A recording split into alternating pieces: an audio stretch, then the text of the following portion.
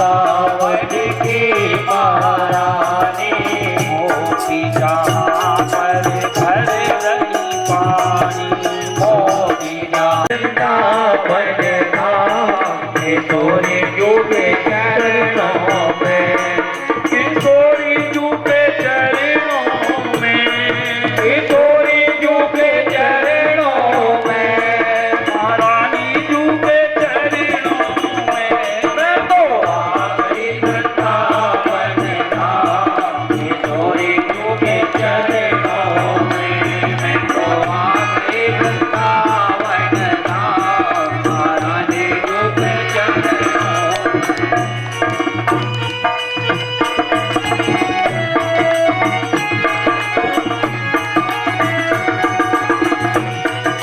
जय हो।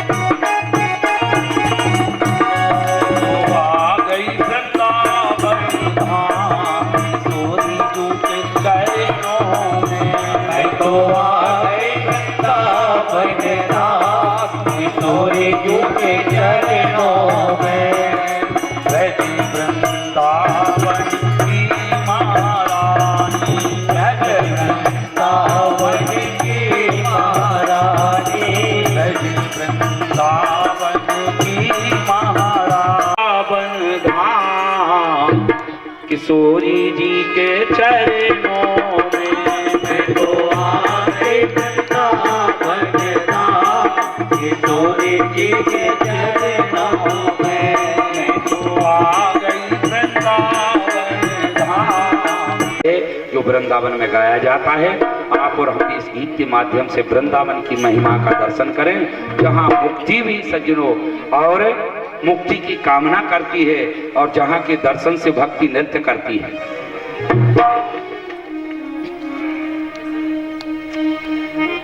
मैं तो आ गई वृंदावन।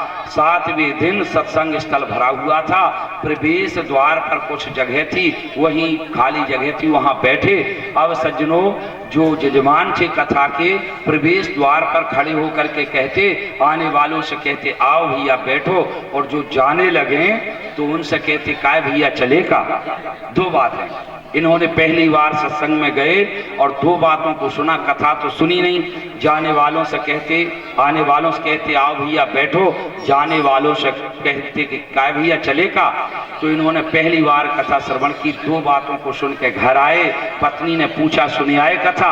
अरे बोले तुम्हारी कथा में लग जा लो घरिया, जगह कोई कथा है, आओ भैया बैठो, काय भैया चलेगा। पत्नी ने कहा ऐसी तो कथा नहीं है, कथा कुछ तो कही होगी। लेकिन उन्होंने कथा नहीं सुनी, लेकिन उन दो बातों को कीर्तन बनाकर और उनको ही रख लिया। तो कीर्तन करते हुए घर पहुंचे। पत्नी ने सोचा कि ये कहाँ से कहाँ कथा में चले गए भाई, ये तो कीर्तन करते भूलते ही नहीं। बोले रात्रि का भोजन पाएंगे तब ना भूल जाएंगे। तो सज्जनों शाम का भोजन किया और नींद भी लगी, कीर्तन भी चल रहा है। आओ भैया बैठो, क्यों भैया चले क्या? बस दो बातें। अब उसी दिन रात्रि में इनके घर चोरों ने प्रवेश लिया चोरी के भाव से। तो सज्जनों जब प्रवेश लिया इनके प्रकरण, रात्रि का मध्यांतर था और गृह स्वामी वही कीर्तन कर रहे थे, आओ भैया बैठो, काय भैया चले का। अब उसी समय चोरों का आना हुआ तो उन्होंने समझा चोरों ने कि भैया दद्दाजी ने देख लिया है, तो कहा बैठते हैं। किसी ने कहा हो सकता है स्वप्न में बात करने की आदत रहती है, तो हो सकता है स्वप्न देख रहे हो।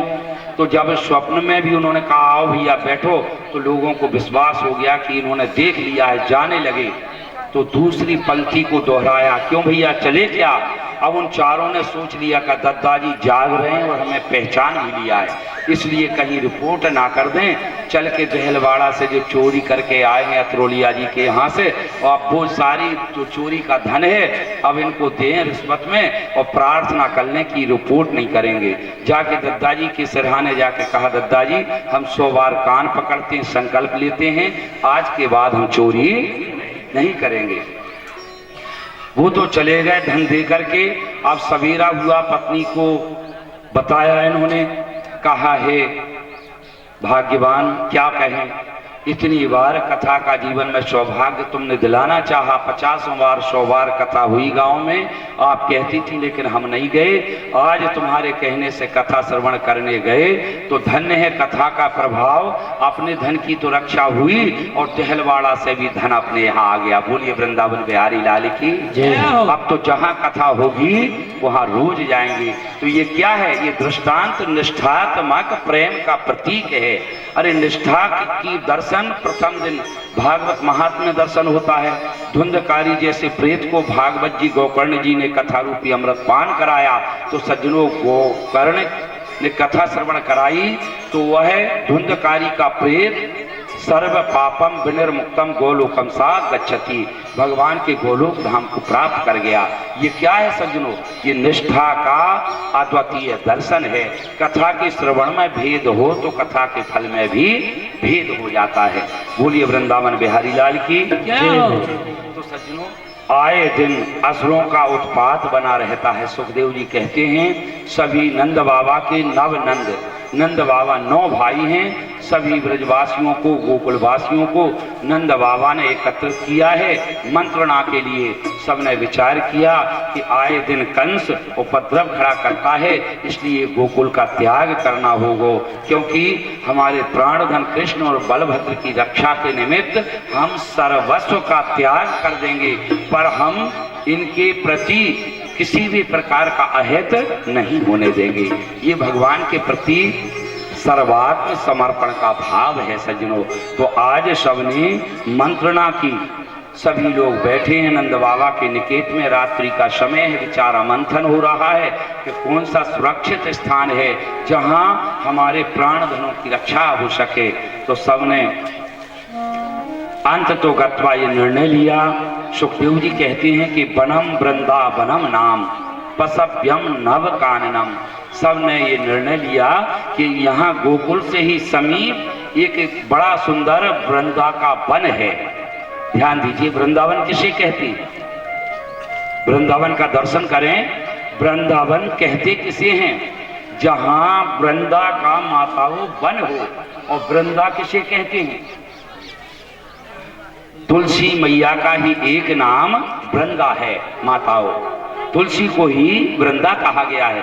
तो जहां वृंदा का वन है उसे ही वृंदावन कहा जाता है, क्योंकि हरि प्रियायै नमः तुलस्यायै नमः, तुलसी जी को भगवान प्रिय है और भगवान को तुलसी जी प्रिय है।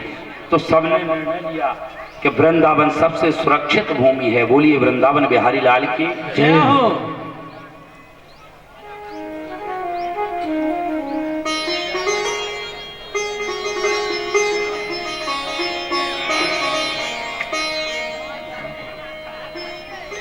परम प्रिय भगवत प्रेमी सज्जनों, दूसरा वृंदावन का दर्शन करें।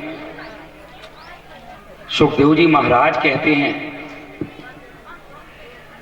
भगवान स्वयं वृंदावन महात्म में बताते हैं कि वृंदावनम परित्यज्य पाद में कम न गच्छति।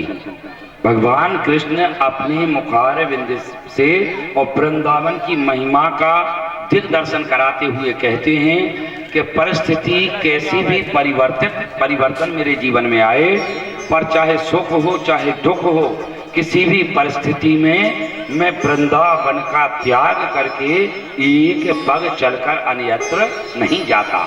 वृंदावनम परित्यज्य पाद में कम न गच्छति।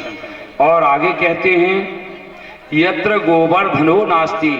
ध्यान दीजिए माताओं, वृंदावन का दर्शन कर इस कथा का जो आदर पूर्वक श्रवण करते हैं उनको वृंदावन दर्शन का सद्य पुण्य फल प्राप्त होता है।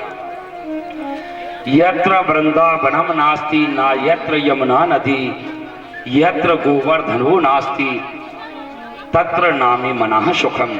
भगवान स्वयं वृंदावन महात्म में बड़ा सुंदर एक ग्रंथ है वृंदावन महात्म। तो सज्जनों जब वृंदावन जाएं तो कुछ ना खरीद के ग्रंथ लाएं, तो वृंदावन महात्म अवश्य लाएं। मनुस्मृति अवश्य लाएं, प्रत्येक घर में होना चाहिए। गीता रामायण प्रत्येक घर में होना चाहिए। और वृंदावन महत्व, अवध का महत्व की जो ग्रंथ हैं इनको अवश्य लाना चाहिए। तो भगवान स्वयं कहते हैं कि जहाँ गोवर्धन पर्वत ना हो, जहाँ यमुना नदी ना हो और जहाँ वृंदा का वन ना हो, तत्र नामे मना सुखम, ये तीन बातें जहाँ नहीं होती वहाँ स्वप्न में भी मेरे मन को सुख का अनुभव नहीं होता। बोलिए वृंदावन धाम की, बोलिए यमुना मैया की। तो सबने निर्णय लिया कि वनम वृंदावनम नाम पसभ्यम नव काननम, बड़ा सुंदर वृंदा का वन, शांति से अपनी व्यवस्था को बनाते चलें, बातचीत ज्यादा ना करें। और पसभ्यम नव काननम, और कानन यानी वन, एक ऐसा वन है जहाँ तुलसी का तो वन है, पशुओं के लिए भी सुंदर चारा गाय है। और गोप गोपी गवाम सेव्यम, और गोपी और ग्वालों के लिए सेव्य माने निवास योग्य, दर्शन योग्य परम पुनीत भूमि वृंदावन की है। तो यहाँ चल करके हम और अपने प्राण धनों के प्राणों की रक्षा कर सकते हैं। बोलिए यमुना मैया की जय हो। सभी लोग वृंदावन आकर के और अपना सर्वस्व त्यागते। इस कथा को आपने पहले भी श्रवण कई बार किया होगा। श्रीमद् भागवत जी के 10वें स्कंद को आप लोग श्रवण कर रहे हैं। बोलिए जगदम्बिका मैया की जय हो। हरि ओम नमो दिव्यै महादिव्यै शिवाय सततं नमः। नमः प्रकृत्यै भद्रायै निहता प्रणता स्मृतां। बोलिए वृंदावन बिहारी लाल की।